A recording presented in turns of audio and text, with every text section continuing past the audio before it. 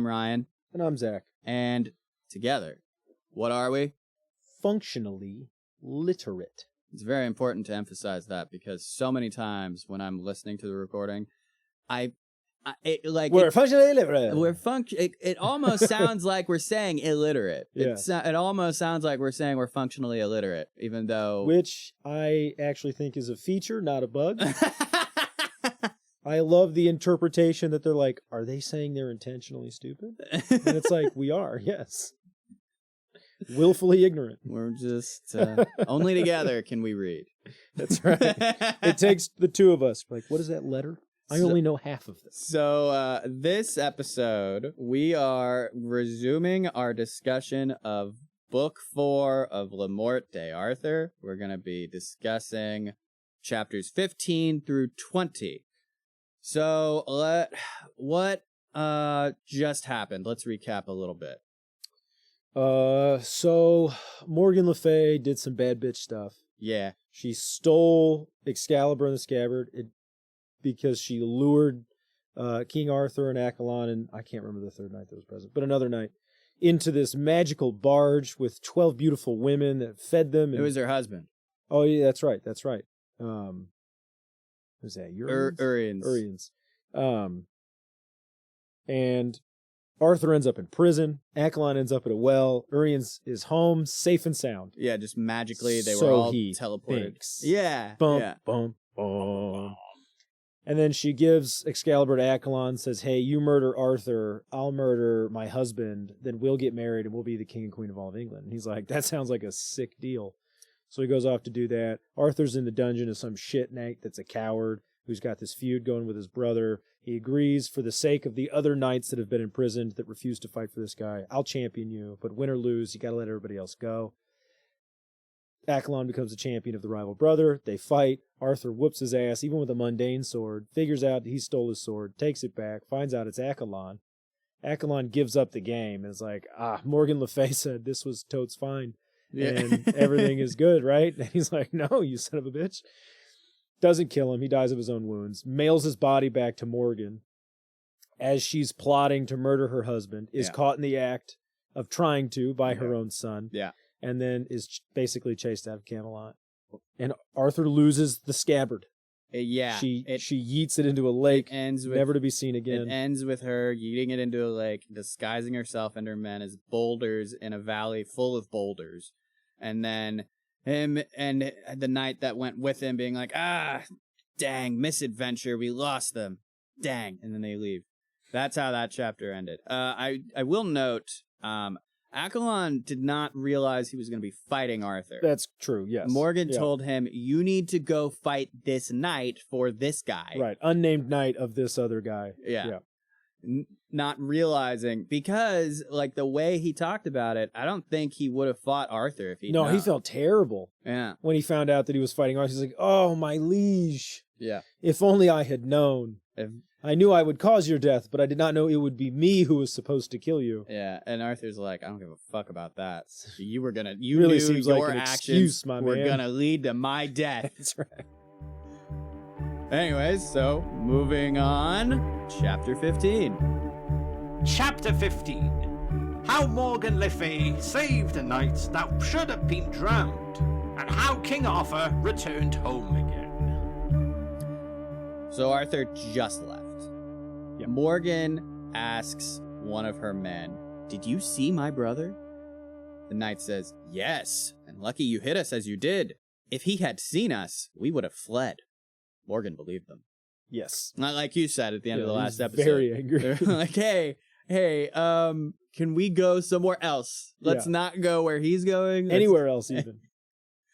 So, this whole interaction here is strange to me.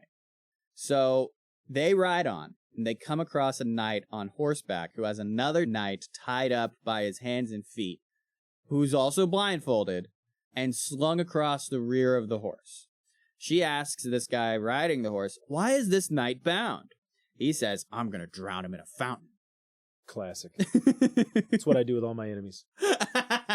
Drown them in fountains. Mm-hmm. She's like, why? And he's like, because I found him with my wife. I'll drown her next. at least he's killing the knight first, right? His wife gets some time to like make peace with it, get her affairs in order. Yeah. I don't know if she has any affairs, but well, she had at least one. She had one. That one's well in order, though. So Morgan's like, a pity. And then to the bound knight, she says, does this man speak the truth? And this blindfolded Always knight. important to get verification. This blindfolded knight is like, nay, what he says of me is false. Morgan asks him, where are you from? The knight says, I am of King Arthur's court. My name is Manison, cousin of Accolon of Gaul. Mm-hmm. There it is. She's like, well then, for my love of him, you shall be freed, and this man who bound you shall himself be bound. So her entourage does as she said. They freed Manison. They tied up the other knight. Manison rides to the fountain and drowns the man that would have drowned him. And then what I love about this is there's no verification, really. None at all. It's just like 100% that guy could have been telling the truth. Yeah. And not saying that justifies murder, but he was far more justified in killing that guy than vice versa. It is straight up a he said scenario. Right. And Morgan sided with the one who is from King Arthur's court. Now, I will say, if we're being consequentialist about it, she did the right thing because she saved 2 lives. The man was going to drown him and his wife. And we're going by the numbers. Right. That's what I'm Right. saying. We're being real consequentialist about it. All that matters is the number of lives saved. Morgan Le Fay did the right thing. 2 people survived, only 1 died. All right. That's better. By that argument. By that argument. But, on a more murky level, we have no idea. No idea who was wrong here. At all. No. But, so Manison rides back over to Morgan, says if she wanted anything of him. And she says to him, go to King Arthur, tell him that she rescued Manison, and to tell him that, quote, I do not fear Arthur, not while I can disguise myself and my men as boulders, and let him know I can do much more in time. So she's like, hey, you're of King Arthur's court, and you're also cousin of my dead lover. Hey, I need you to be my messenger. Yeah. That's the only reason. Taunt King Arthur for me. Yeah. I'd have been like, is there anything else you want me to do? Yeah. Anything besides that?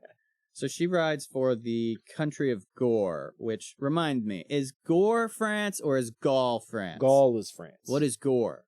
I have no idea. All right. I don't know. I can't keep straight all the little kingdoms that used to exist. Now they don't. I'm not sure. But Okay. Gaul was France. Yeah. So she rides to Gore. She was received well there. However, she quickly passed through the castles and towns she came across because despite her bluster, she was actually afraid of her brother. Yeah. She should have been. Yeah. So meanwhile, Arthur returned to the abbey that he was resting at. He finishes his bed rest, which I imagine that took maybe another week. I don't know. He depends on the extent of his injury. I mean, he could have been there months. I mean, that was a brutal fight. Yeah, it was harsh.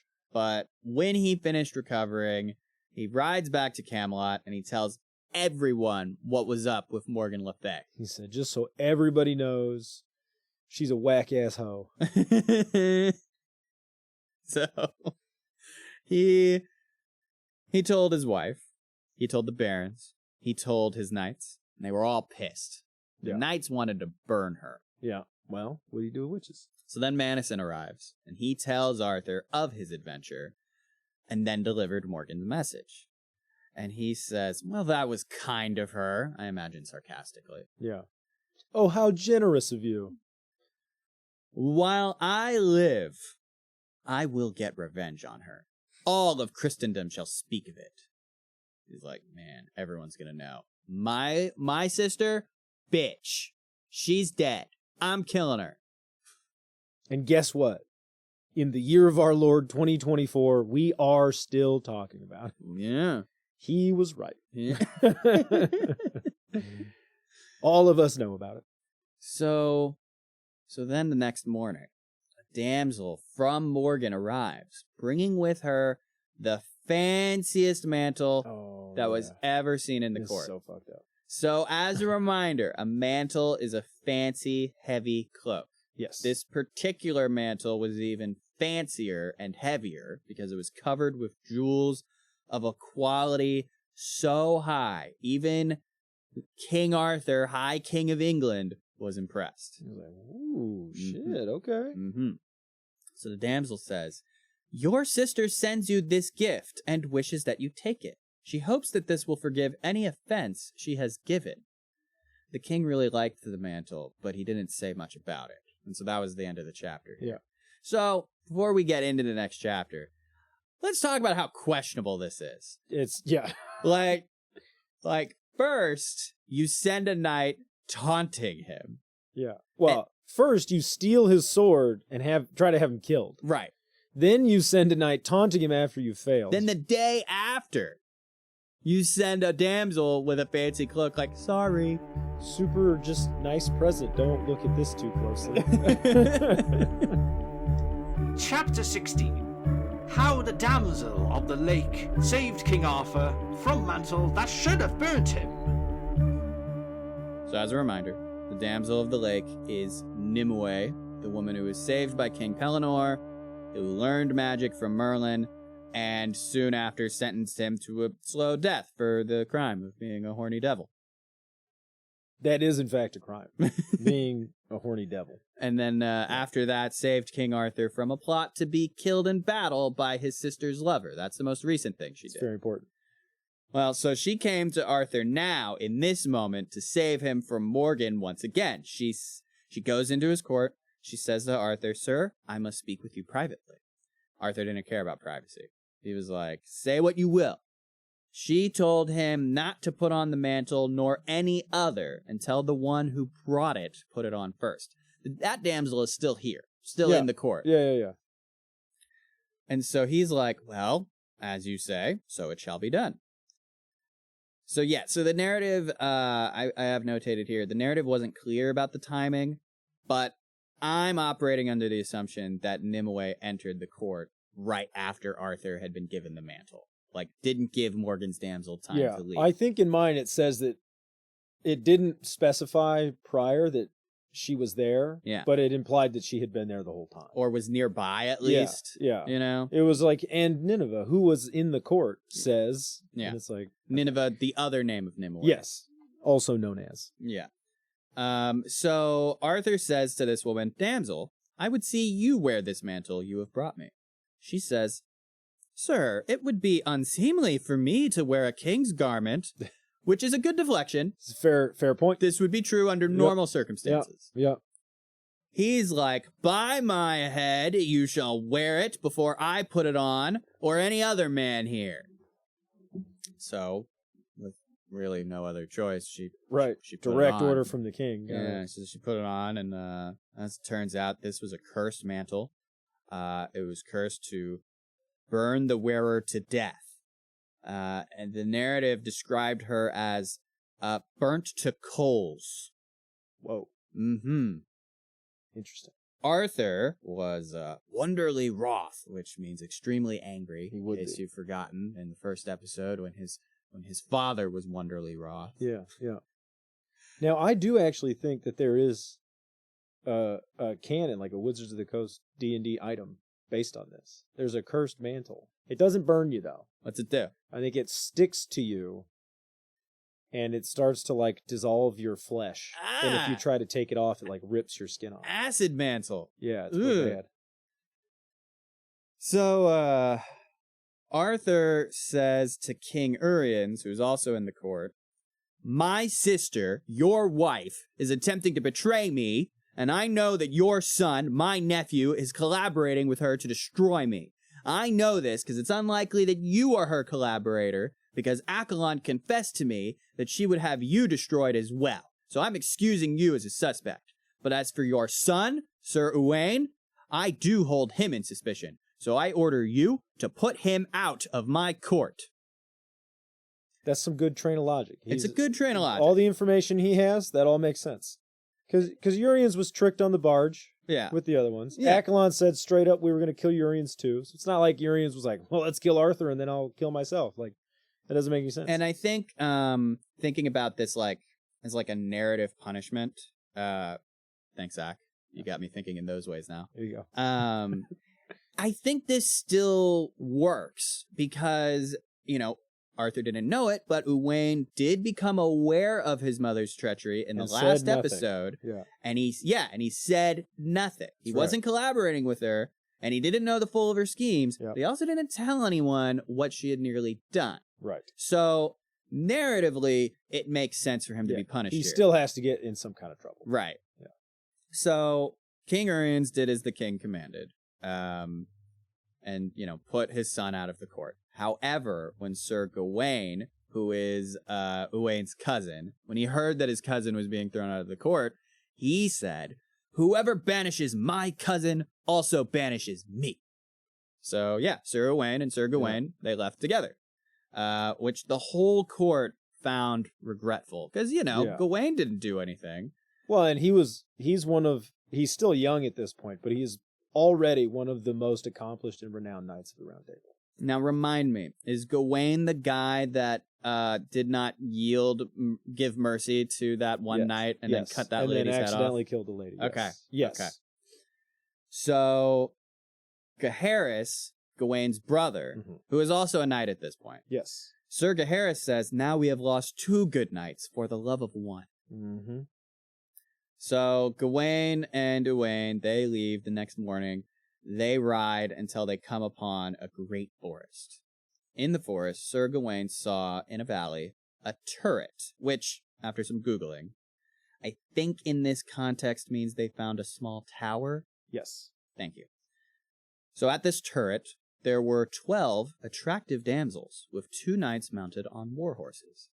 They were all pacing around a tree, and Sir Gawaine saw that hanging from the tree was a white shield, and the damsels were spitting at it and throwing mud at it. Uh-huh. And that's how that chapter ends.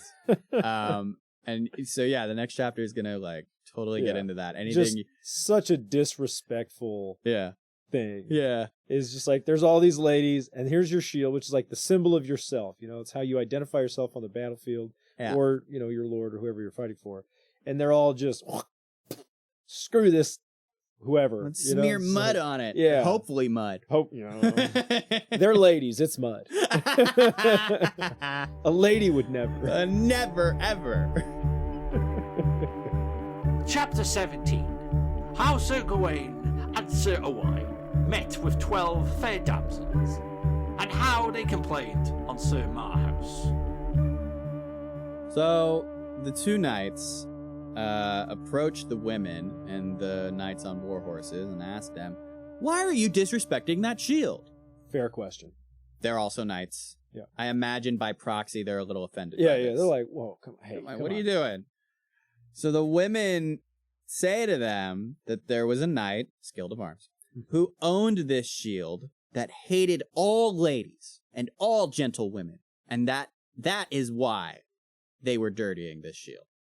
So Sir Gawaine says, keep in mind, Sir Gawaine is sworn to do right by all women. All women. Ever since the little incident, that is his prime directive. Is to help all of the fairer sex.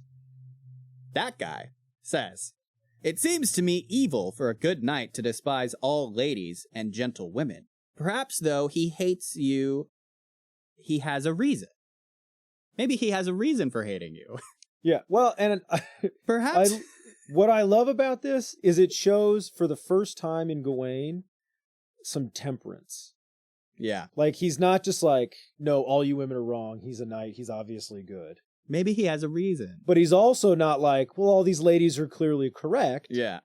That guy must be absolute trash. He's like, I feel like I don't have all the information. Yeah. He says, perhaps he loved ladies and gentlewomen elsewhere, and he is loved in turn, if he is as skilled of a knight as you say. Now tell me, what is his name? So they tell him the knight's name is Marhaus, the son of the king of Ireland.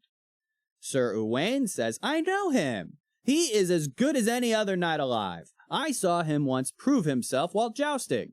That day, there were many knights competing, and at the time, none could defeat him. And so Sir Gawaine, he butts in, and he says, "Ah, well, damsels, I think that you are to blame. I believe that the man who hung that shield there will be back soon, and he might challenge those knights you have with you. And that is on your honor, for I will no longer stand to see a knight's shield dishonored." God damn it, man. So my version departs more drastically here than I think it ever has before. In that, in my version, Gawaine and Uwaine show up, and they go, "Why y'all spitting on that shield?" They say, "This knight hates ladies and is a rude bastard." Mm-hmm. And they're like, "Well, that's a shame, because that's obviously not in keeping with chivalry and knighthood. Mm-mm. He shouldn't be doing that." And then Morehouse shows up, and he's like, "That's my shield." And they're like, "These ladies say you hate them." And he's... So that's actually about to happen. Oh, okay. I'm just... The other two knights, I think, were absent. Okay. And this was like immediate when the women's accused him. There was no like recognition of, "Oh, I know that guy." It was just like, and then he was there. Yeah, okay. Yeah. So Gawaine and Uwaine, they stand apart from the group. Immediately after, Morehouse shows up. He comes riding straight at them, and this is something that genuinely made me laugh out loud when I read it.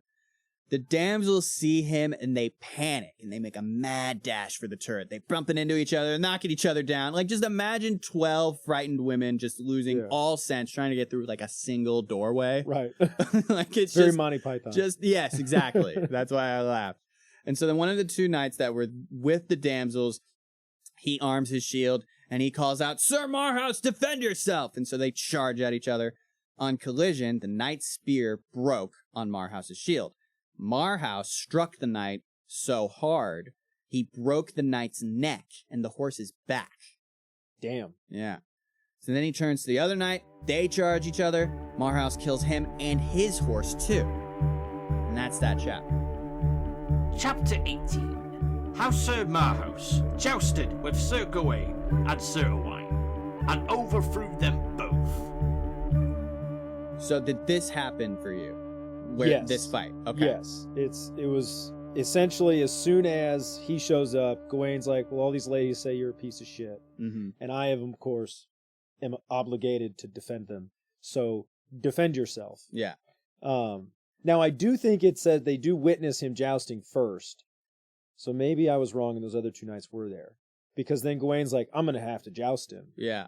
And if I joust him, like, "Uwaine, you have to avenge me if I lose." And Uwaine was like, "For sure, but like, don't lose because I don't want to do that." So, in my version here, Marhaus rides over to his shield, saw how it had been defaced. He says, "I got my revenge for this dishonor, but for love of the women who gave me this shield, I shall wear you and hang my shield where you hang." So he swapped his shields. Yeah. He has two shields for some reason. After doing that, he rides over to the cousins, Gawaine and Uwaine, and asks them what they were doing there. And they said they had left King Arthur's court in search of adventures. And he said, "Well, here I am ready, an adventurous knight that will fulfill any adventure you will desire." Then he left them to fetch his range. What do you suppose that means? Fetch his range. Yeah. Like, that didn't make sense to me. Like, maybe maybe he went to get a spear or something? I guess. I don't know. That's what I would guess. So Uwaine says to Gawaine, he says, "Let him go. He is a skilled knight. If it were up to me, we would not challenge him." I might be mistaken on that translation, because what the text says is, "Let him go, for he is a passing good knight as any is living. I would not by my will that any of us were matched with him." So, like, I feel like he's saying there, let's not challenge him. Yeah, he's like, he's a good dude. I wouldn't fight him if I didn't have to. Gawaine says, "No. If he weren't a good knight, it would shame us not to challenge him." Gawaine's like, "Well, I will challenge him before you. I'm weaker than you. If he smites me down, then you can avenge me." That's right. Yep. So that's what happens. Uwaine charges Marhaus. Uwaine strikes Marhaus's shield. His spear breaks into pieces. Marhaus hit Uwaine hard enough to wound his left side, knocking him and his horse down. Just completely winded him, took him out of the fight. Yeah. Marhaus passes by him, turns his horse back around, running at Gawaine this time. Gawaine quickly readies up, and they both thrust their spears at one another. They both struck shields. Gawaine's spear broke. Marhaus's shield held. Gawaine and his horse fell to the ground when they were struck. Gawaine gets to his feet, draws his sword, moving toward Marhaus on foot. Marhaus draws his sword, approaching Gawaine on horseback. "Sir Knight," Gawaine growls, "fight on foot or I'll kill your horse." Marhaus says, "Thank you for reminding me of my manners. It would not do for a knight on horseback to challenge a knight on foot." Good man. Yeah. He forgot himself, but he was gracious about being reminded. Hey, heat of battle. Right. You know, you're in the moment. So Marhaus sets his spear against a tree, dismounts, ties his horse to the tree, puts on his shield, and they fight each other with swords. So I'll note here, Gawaine allows him to do that before they fight. Yeah. He's like, no, get your stuff in order. Like, I'll wait. So this fight goes on all day.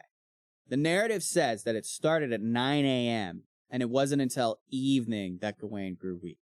Like, as the fight went on, by Marhaus's estimation, it seemed he was getting stronger somehow, like stronger with the sun even. And then it like, as the sun began to wane, so too did Gawaine's strength, which I thought was an interesting thing there. Yeah, in mine, it explicitly says that as the sun grows higher, Gawaine gets stronger, peaks at noon, and then as the sun goes down, it starts to wane again. And if anyone listening, or if you are a fan of the anime, the Netflix anime series, The Seven Deadly Sins. I've seen a couple episodes of that. One of the 7 deadly sins is a man named Escanor, and that is exactly his power. We will include that in the link dump. I do a link dump now. Whenever we reference stuff, I put links in there. Yeah, it's great. It's a great anime show. It's very fun. Yeah. It's still ongoing, I think. By evening, their shields were sliced to pieces, their helmets were dented, their chainmail shirts were in tatters, they both had traded, like, deep wounds. When it seemed to Marhaus that Gawaine couldn't go on any longer, Marhaus says, "Sir Knight, I can see that you are a skilled knight and a profoundly strong man while you lasted. Our quarrel is not great. It would be a pity for me to harm you when I can feel you are weakening." Sir Gawaine says, "Ah, good man, you took the words out of my mouth." And so they took off their helmets and kissed each other and swore to love one another. You know, as brothers. As men do. As men do. Yeah. So Sir Marhaus asks Sir Gawaine to lodge with him for the night. Remember, guys, like brothers. But yeah. Like brothers. It's different beds. As they rode, Gawaine says to Marhaus, "Sir Knight, I find it strange that a man as valiant as you should harbor no love for ladies or damsels." Marhaus sighs. He says, "Sir, those who say that are wrong, but I know it is the damsels of the turret that say so, and others like them. So I'll tell you why I hate them specifically. They're witches. I love mortal women." So I think in mine he specifies that they are women who would deceive and ensnare men by witchcraft. Yeah, I just said that for laughs. What he says is, most of them are sorceresses and enchanters, and they will take a good knight and make him a coward to have the better of him.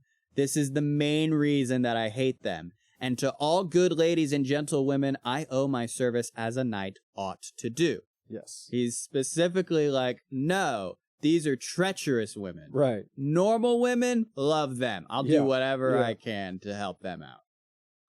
So I do love here that the first time that Gawaine shows that temperance of being like, maybe I don't have all that information, he was right. When he's like, hang on, this guy might have a reason and maybe you're to blame. Right. And then at the end you find out, oh yeah, they are to blame. He's like, no, other women are fine. It's just they do stuff I don't like. Right. So I don't like them. This podcast is not brought to you by Greg Bush, who's going to tell us a little bit about a ballot measure for November 5th in Missouri. Hi, Greg. Hi there, Ryan. How you doing? Doing great today. Right. What are we talking about today? Let's talk about democracy and how important it is. I love that. And how it's important for all of us to get out to vote on our election days and making sure that we are casting our ballots, because there's some important things on the ballot this fall, one of which is going to be Prop A. Tell me about Prop A. I know nothing. Well, you know lots of things, but let me tell you a little bit more about Prop A. So Prop A is a part of its initiative petition process that this last year the Democrats were able to maintain. Republicans down in the State House in Jeff City tried to set more barriers for the initiative petition process. Well, Democrats successfully used a filibuster and stopped that. So now we, the people, still have an opportunity to vote on really important things like Prop A, which is going to be guaranteeing that the Missouri minimum wage will be $15 an hour. Oh, that sounds good. It's going to be increased because right now it's like $12.50. It's going to be increased on January 1, 2025 to $13.75. And then another year later, it'll be another $1.25. And then it's going to cap out again at $15 an hour. Not only that, after 2027, Missouri's minimum wage will then need to be indexed to the Consumer Price Index as well, which has some flaws that we won't go into, but it's better than not indexing this at all. So for the peanut gallery, the Consumer Price Index is a very complicated measure that actually has to deal with the price of goods and services across the marketplace. Is given a value and then redefined, and consumer prices tend to increase. So our minimum wage in the state then is going to be indexed to the Consumer Price Index. So as the value of goods and services increases, the minimum wage will increase as well. It'll be a lagging indicator. So voting yes on Prop A will allow this to happen. Okay. Yeah. As well as some, other things too. It's going to make sure that employers are required to provide 1 hour of paid sick leave for every 30 hours worked. So, exactly. You know what? I really like it when the people that deliver my food and beverages to my table in restaurants aren't sick. Or if they have a sick child, they can stay at home with their sick child, have that kind of sick time, right? Mm-hmm. Those are the kind of things that Prop A here in the state of Missouri is going to do. So yes, on Prop A. All right. You've been educated on Prop A. Back to the show. I don't know. Maybe this is just one of those things where, like, I'm holding Gawaine to a crazy high standard because of the oath he was sworn to do, which was, as I recall, to always be on the side of women, except when there is another woman that the women he is on the side of, they're opposing that woman. There's no woman on Marhouse's side that he's fighting for. Man, we could get into a deeper philosophical debate, because I would say these women specifically are tarnishing the reputations of women writ large. You think so? And so I think by avowedly distancing yourself from them, you are on the side of other women. Interesting. Okay. You know, like if you see women doing things that are harmful for women generally, that's not a good look. Right. You're not like, well, but all women. You go, no, they're bad. They should stop. Because I would be, right, not helping any women if I side with them. But if I'm like, hey, specifically condemn these women, then I am helping all other women. Mm-hmm.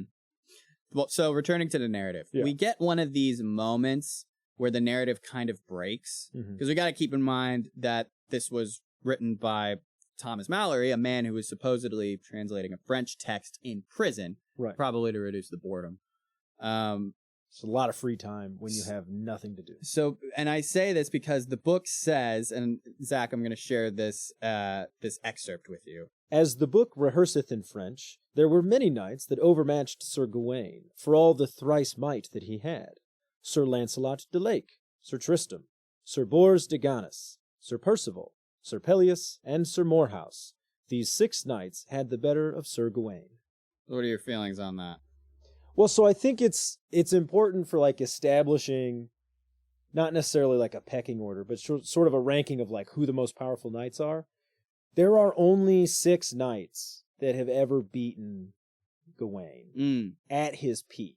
Like, these are the knights that fight Gawaine at noon when he's the strongest and still win.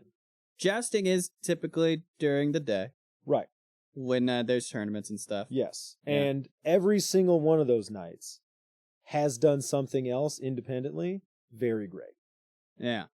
Now, they're not the only ones, because one of the names not on there because they never fought was Sir Galahad. But also, we have no idea what that fight would have been with Bowen. True. Yeah, they never fought either. Yeah. Balin did have those 2 swords. He That's did. something that's hard to handle. Yeah. Yeah. Well, anyway, so they go to Marhouse's place, which is a priory, which is like a less impressive abbey, Yes. right? Like, yeah, it's just smaller group, smaller community. right. It still does the same stuff, but like less funding, less staff, Yeah. smaller community. Yeah. Yeah. An abbey is more like for like a city, right? Yeah, well, and this might not necessarily be a distinction anymore, but abbeys were generally also schools. Oh, okay. I didn't know that. Not for like just anybody and everybody. but Catholic like, school. Well, a lot of people then were Catholic, most people even. But you would go there to learn how to be a theologian, right? Like the monks there would also be teachers of other monks. At a priory, it was just, you're living the monastic life. Like, I'm not here to teach you anything. I'd say they were a little bit more focused on the meditative, the internal spiritual life than an abbey or a monastery would be. A little bit more into like missionary work, outreach stuff. So yeah, like on a smaller, more local level Yes. is what a priory is for. So that's where Marhouse lives. He lives in a priory. They dismount their horses, and the ladies and damsels took all their weapons, hastily looked to all 3 men's wounds. They tell Marhouse that they are Morgan Le Fay's children, and Marhouse was thrilled to know it, so he made them all the cheer that lay in his power. They stayed there for a sennight, which is a week. Mhm. Fortnight is 2 weeks. Yeah. Sennight is 1 week. Did not know that. Thought it was interesting. Words are cool. So they got all the rest they needed, and then left. Sir Marhouse said he would go with them through the forest. As an aside, if this is a gay thing, because it feels like it's a gay thing, Sir Marhouse prayed Sir Gawaine to lodge with him that night, was a quote. Yes. They stayed a week, and then Marhouse wanted to travel with them a little way before saying goodnight. And I will note here, Marhouse didn't pray Sir Gawaine and Uwaine to stay. Uwaine was a third wheel here. So I don't think it's a gay thing. I don't think it is either, but like You could 100% read it that so way. much of this could totally be read that way. I just think it's that because of that fight on foot, Yeah. the amount of respect Yeah. that Marhouse has gained for Gawaine, Mm-hmm. he's like, yeah, Uwaine can come, but like, Gawaine's my friend. Yeah. Uwaine is just the friend of a friend. Right. You know? So Yeah. it's like, you come stay with me. And if you're like, well, yeah, I gotta bring My cousin. my cousin, You it's know. like, fine. I All don't right, care. fine, But bring like, your what cousin. matters is I'm inviting you. Yeah. So they ride on for another week. Out of that forest, and they ride into another one, which was in the country of Arroy, The Forest of Arroy. which was known for being a place of strange adventures, according to Marhouse. Yeah. This was, in my version, Marhouse said, I know a place where never a knight has failed to find adventure. He says that in here Yeah. as well. Okay. Yeah. So they came across 3 damsels at a fountain amidst a deep valley full of stones. They rode over to the women. Where were the damsels? Huh? Where were the damsels? At a fountain. At a fountain. They were I at a think in fountain. my version it says well, but they're very similar. So you mentioned both. That's right. So they rode over to the women and saluted them. We then get a brief description of each damsel. The eldest looked maybe about 60, had graying hair with a golden garland in it. The second damsel, she looked about 30. She wore a circlet of gold. The third looked around 15 and wore a garland of flowers in her hair. So there is some symbolism here that like I picked up on. Mhm. Hecate was a woman she was the goddess of magic in Greek mythology, Mhm. and she also had 3 forms, 3 faces. She had a damsel, a lady, and a crone. Yep. Like she had those 3 forms. Like, you know, you got the virgin, and then you've got the mother, and then you've got the old lady. Yep. So I thought that maybe I'm reading too much into it, but that's what I saw here. No, I don't think you're reading too much into it at all. So, I mean, the significance, first of all, in the age doubles every time. It's 15, then 30, then 60. I didn't even realize that. Yeah. 15, 30, 60. This is one of those things that I point to when people are like, they just sort of writ large write off the past as like sexist and misogynist. Yeah. And I'd be like, but hang on. So you have this 15-year-old. She's got this garland of flowers. Flowers are almost always associated with youth. Yeah. But there's a reason for that. Flowers are vigorous. They also Die tend quickly. They fade. They're only for a season, just like youth is. But they also tend to be aligned with fertility. Mm. So, I mean, the very direct symbolism here is that this 15-year-old girl has not been deflowered. I mean, yeah, that's how I read it. Right. But, She's a virgin. I mean, she's 15. But It's unlikely. But she's fertile. She's full of life. Yeah. She's youthful still. She's in that very fast-growing season of her life. Probably wants an exciting life, you know? But then you have the 30-year-old. No more flowers. Yeah, she But wore a has circlet of gold. Circlet of gold. Yeah. Gold is not worthless. No. So, I mean, if the idea here were that, like, well, women are valuable as mothers, as people that can have babies, well, then why do you need the 30 and the 60-year-old at all? Yeah. Right? It would just be 3 15-year-olds with flowers in their hair. We'd be like, yay, we all win, Yay. right? But that's not it. There are 3 women here that are all valuable for different reasons. Yeah. The 15-year-old is valuable because she's young and exciting and has that creative potential. Yeah. But the 30-year-old isn't worthless. She has the circlet of gold. Circlets are a kind of crown, Mm-hmm. which usually denotes authority or wisdom. Yeah. Gold is valuable. So there's something in this woman that has strength, that has authority, that it's like, this is valuable. Like, she has things to offer. Yeah. And then it goes even further with the 60-year-old. eldest had a golden garland. Garland. So what is a garland? I couldn't get an exact answer on this because there's a lot of different things that it could have been. But you did research it. I did. There's there's kind of like a net that you wear over your hair. It's almost like a veil, but it only goes over your hair. That could be called a garland. Oh, my So grandmother wore those. So that could be it. Yeah. A She would garland, always, like a shawl almost, just yeah, like wrap but- your hair But in it could also be something that they braid into their hair. Yeah. What matters, I think, is that a garland is larger than a circlet. It is. Yeah. So she has the same thing to offer that the 30-year-old does, but in greater quantities and more incorporated with herself. Okay. And so what I would point to this as, for anyone that would think that all old stories are just for men, is like, well, no, they're putting a lot of emphasis on the value of this 60-year-old woman, Mm-hmm. even though she can't have children at this point. No.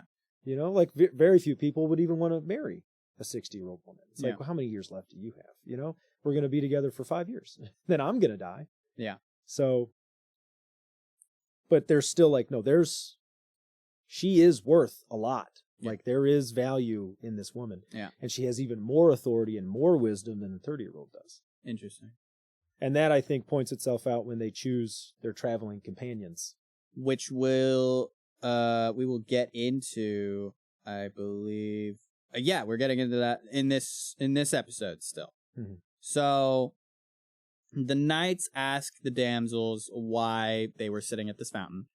The damsels say that they are there for errant knights, which means wandering knights in search of adventure. Yeah. Which I thought, I was like, oh, that's what that means. Yes. The knight errant. The knight out errant. for adventure. The Yes. night out for adventure. It's like, Yep. I really do learn more every time we do this. That's stuff. why reading this old stuff is so fun. Well, anyway, so the damsels say that they are there for errant knights to teach them with strange adventures. They know that the 3 knights are looking for adventure, and so the knights must each pick one of them. Then the damsels will lead them toward 3 roads and pick a way to go with the damsel they chose. Then, in a year, they will return to the fountain and tell each other of their adventures. Marhouse says, "This is well said." So, I like that idea. Yeah, cool, adventures. Yeah, let's go. With ladies. With ladies. Chapter 19.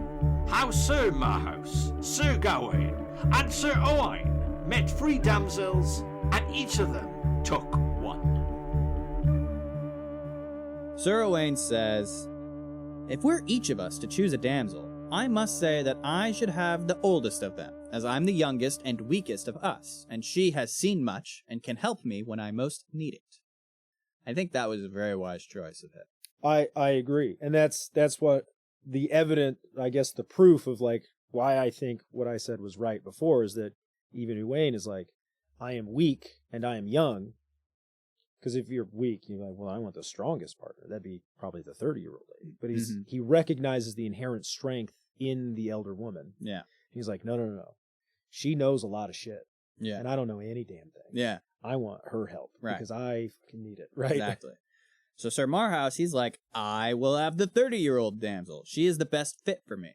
Mm-hmm. So I don't know what his reasoning there is. I guess just because he's a seasoned adventurer. I would imagine he's probably similarly aged. Right. That's kind of how I read it. That is what he's I like, was thinking she looks, too. Smart, Mhm. well-traveled. She knows things. I'm smart. I'm well-traveled. I know things. I think we go together well. There we go. We'll do that. Sir Gawaine's like, wow, I thank you both, for you've left me the youngest and prettiest, and she is the most dear to me. So, I feel he made the poorest choice. Well, I think part of this is, in the 3 adventures we get to, Gawaine's is the most harrowing. Harrowing meaning... maybe harrowing is the wrong word. It incurs the most amount of character growth. Oh yeah, I would agree with that, for sure. And so I think what they're pointing out here is that Gawaine is the least mature. For sure. Even And though so- I think he's older than Uwaine. Yes. He's- not by much, but yes. He is definitely Yeah. the But- least mature. Right, but Uwaine shows his maturity in the wisdom of his choice. Yes. Wisdom beyond his age, you might Mhm. say. Mm-hmm. So, as the damsel said in the last chapter, they lead the men down a road by the reins of their horses' saddles until they come to a cross in the road. So there, the knights made an oath that they would meet again here in a year, and then they kissed each other and departed. Sir Uwaine went west, Sir Marhouse went south, and Sir Gawaine went north.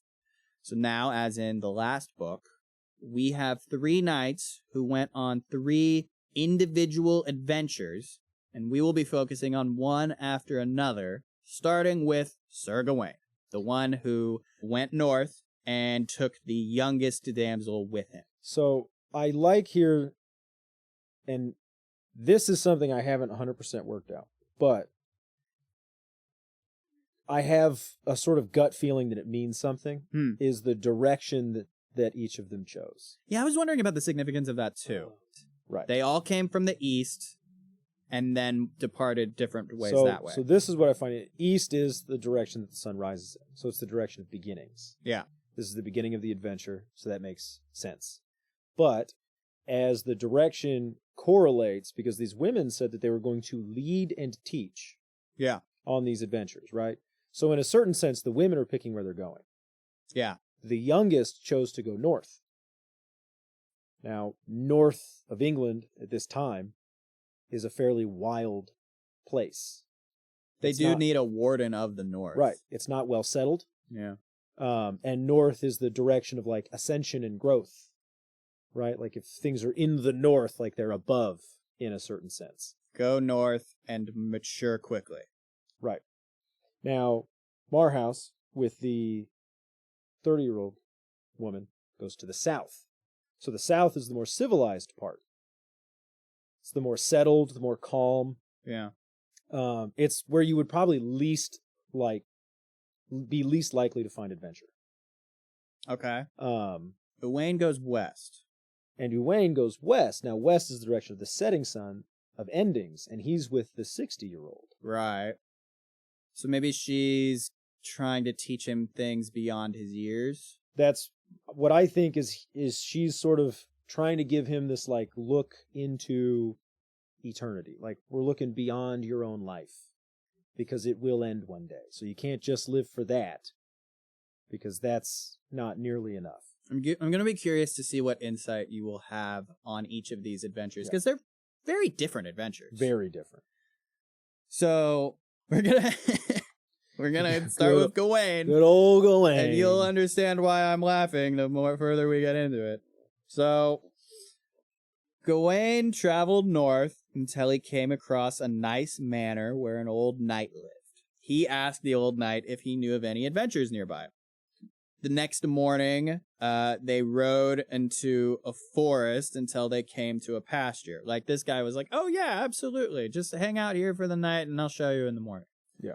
So they go to this pasture and they just stood there. And then, you know, Gawaine's like, we're just going to stand here. And he's like, oh yeah, just hang out. You just watch. So they waited until this prim and proper looking knight without a helmet on, he came into the pasture, making the greatest dole that ever man made, which I think means he was ugly crying.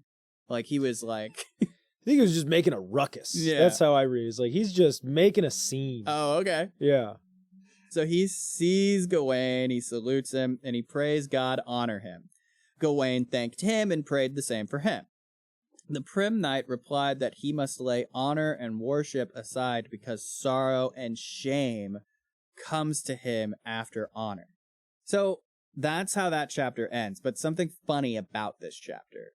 There's a citation in my book that says in the original text published by Caxton, this chapter, chapter 19, was listed as chapter 20. And this is what inspired me to like just look up Caxton and like what his deal was. You remember how in an earlier episode I said that he was like the worst editor? Yeah. So like this is one of those examples. Like the text will directly like make citations where Caxton goofed up because like in the original text there was 2 chapter 20s. Love it. Yes. 19 was bad luck. Chapter 20. How a knight and a dwarf strove for a lady. So this prim and shamed knight, he carried on the way he was going, and then from the other way, 10 knights appeared and readied their spears and shields against him. He jousted against all 10 knights, defeated all of them, knocked all of them off their horses. They all came at him, like on foot. And he just stood there. He just stood still. They yank him off his horse. They tie up his hands and feet. Then they tie him under the horse's belly and lead him away like that. Yeah. Sir Gawaine watches all this. He's like, Jesus, this is a horrible sight to see that knight treated like this.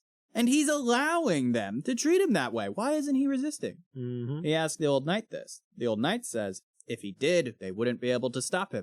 Yeah. Sir, Gawaine's damsel says, it seems to me that it's on your honor to help that knight, because I think he is one of the best knights I've ever seen. Gawaine's like, well, I would, but it seems to me that he doesn't want help. The damsel says, it seems to me you have no desire to help him. So I think in my version, she says, you need to go help him. And he says, he cannot expect me to do for him what he could have done for himself. And she says, I think you're just a coward. Yeah. Yeah. Yeah. And so what I love here is that it's really showcasing that immaturity. Mm-hmm. Because everything's so black and white when Yeah. you're young. It's Yeah. like, I know right and wrong. Everything is right or It it's is wrong. wrong that they are carrying this knight off shamefully like this. That's correct. You and should it do is something. also right that I help him. But you're ignoring the fact that there's obviously something deeper here. He could have stopped it. He just A jousted part of him them. wants this to happen. Like, he proved he could have won and then let them drag Right. him away. And so Why would he do Gawaine's that? here like, no, I don't have to help him. Fuck that. And she's like, no, you do have to help him. And so they're arguing about this as if there's no nuance to the situation. Right. So while they're arguing about this, another knight appears, fully armed, once again, not wearing a helmet. On the side opposite this knight, a dwarf appears on horseback, also fully armed, except for a helmet. The dwarf says, "Where is the lady we're supposed to meet?" As soon as he asks this, she comes out of the woods, the lady they're supposed to meet. Of course. Then the knight and the dwarf began to argue over who would have the lady. The dwarf suggested that they pose the argument to Sir Gawaine and see what he thinks. There's another knight here. Let's see what this uninterested other knight third thinks. party. Right. So all three of them go to Gawaine and tell them of their predicament. And he's like, "Well, sirs, will you put the matter in my hands?" They agreed. And he's like, "Okay then, damsel, stand between them both, and whichever you would prefer to go to, he shall have you." So the damsel just went to the dwarf, who took her away, singing. He was like, "Yay!" Yeah. The other knight went away with a broken heart. I thought that this is the first instance where I see him actually being true to his oath, in my opinion, right? Yeah. Like, he's straight up like, "Okay, well, what does the woman think? Who does the woman want to be with? Yeah. You two are arguing over her like she's property. Lady, who do you want?" Yeah, and I think this shows the growing maturity of Gawaine, where he's like, "All right, do you guys swear whatever I say you're going to do?" Yeah. Because he knows if he just does it, they're going to be like, "No, there's not fair." So he's like, "No, I need a promise. Right. Whatever I say you're going to do." And they're like, yeah. And he's like, "Okay, ma'am. What would you like?" And they're like, "Wait a minute. Yeah. That's not what we thought you were going to do. Let women choose." And he's How like, dare. "No, we're going to let the women choose." Let the women choose. So then, after this, two more knights come into the pasture. One calls out to Gawaine by name and is like, "Sir Gawaine, you will joust me." So they did. Can't say no to that. Yeah, I mean, he's just like, "All right, cool, bet." Yeah. They start dueling, they joust, they knock each other off their horses, they start fighting on foot with swords. The other knight, I picture him as like a pretty boy up to no good. Oh, yeah. He's like, He's a suave Yeah. gentleman. So he goes up to Gawaine's damsel like, "Hey girl, why are you with him? Come with me, I'll treat you right." And as it turns out, as you pointed out before, it turns out the youngest, prettiest damsel, the least mature, also pretty vain. She's like, "I will go with you because Sir Gawaine is a coward that let 10 knights dishonorably carry another one away. Let's go while they fight." Yeah. And I see this one as just great characterization of like, that is exactly what she would do. She'd be Yeah, like, this guy totally. is a fucking, he's a piece. Fucking I'm loser out. that won't even Here's this fight. handsome dude who's like, yeah. And the irony is that he's actively fighting Yeah. when she's like, he's a coward. He's like, he's in a sword fight right now. Yeah. Actually, Like, he's straight up fighting. You're And- just mad that he wouldn't fight earlier. when you said fight. When you said fight. Which is, like, it really just goes to show how people never change. Like, this is a story Yeah. from centuries ago. Yeah. We've all both been that woman, and we've all been Gawain. Yeah. Like, there's, like, I see this in high school. And even now, I see these girls that are like, "Nah, this guy ain't shit. He won't fight for me. I'm going to go be with this other guy." And it's like, what are you doing?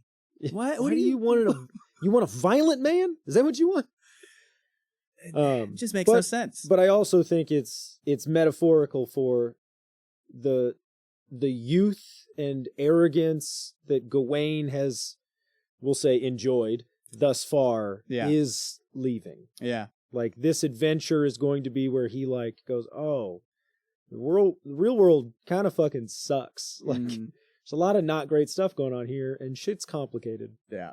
So Gawain fights this other knight who challenged him, who we later learn is named Sir Carados. That name sounded familiar to me. I looked it up. So one of the 11 kings was king of Carados. But I'm guessing no relation here, because his name is Carados. I'm not sure. It might just be that once that king was defeated and the territory that was the kingdom of Carados was incorporated into Arthur's England, It just became like a name. well, he would have appointed a lord of it.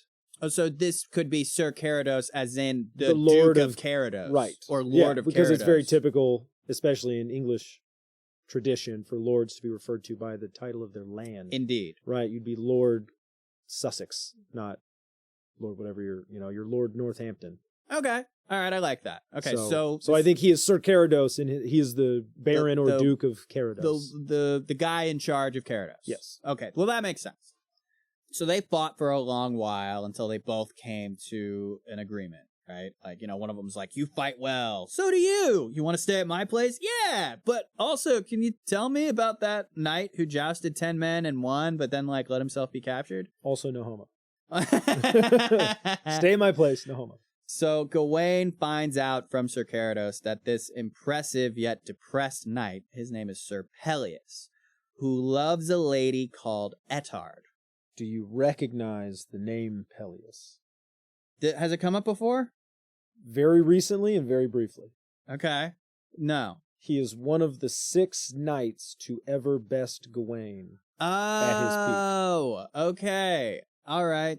Sure. Cool. Thank you. This is the story of him meeting. This is Peleus. their meeting. Yes. Okay. So he hasn't bested him yet. Gotcha. But one day he will. Well, so Sir Peleus loves this lady called Ettarde. Recently, there had been a 3-day jousting tournament that 500 knights competed in. Peleus fought and defeated 20 knights each day of the tournament. So he was made the victor. He was awarded a circlet to give to the fairest lady at the jousts. He gave it to Lady Ettarde and openly declared she was the fairest, and he'd fight any knight who denied it. So that's how that chapter ends. We're going to wrap up. It's a weird place to end, I know, but blame Caxton. So yeah, so that's where we're at now. Like, this most significant part of this chapter, of the beginnings of this story, is that Gawaine lost his damsel. Almost immediately. Like, he's still got almost a year of adventuring left to do. That flower has wilted. Yeah. And he doesn't even have a damsel to lead him back to the well. No. He's just got to find the fountain on his own. Yeah. I guess. Hopefully he's good at tracking and backtracking. Yeah, he'll be fine. He'll be probably. fine. I do want to note, I think it's interesting, the front half of this story versus the back half. Like, it almost feels like this could have been a separate, like, book. Mm-hmm. You know what I mean? Like, because there's such an easy divide there between is.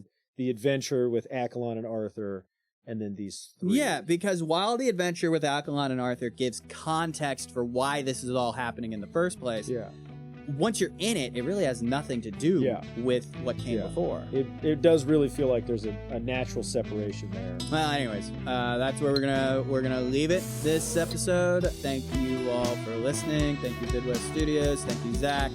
Thank you, Jake, for providing us music. Check out his album, Wasting Time. And we will see you in 2 weeks, where we will conclude the whole of Morte, Arthur.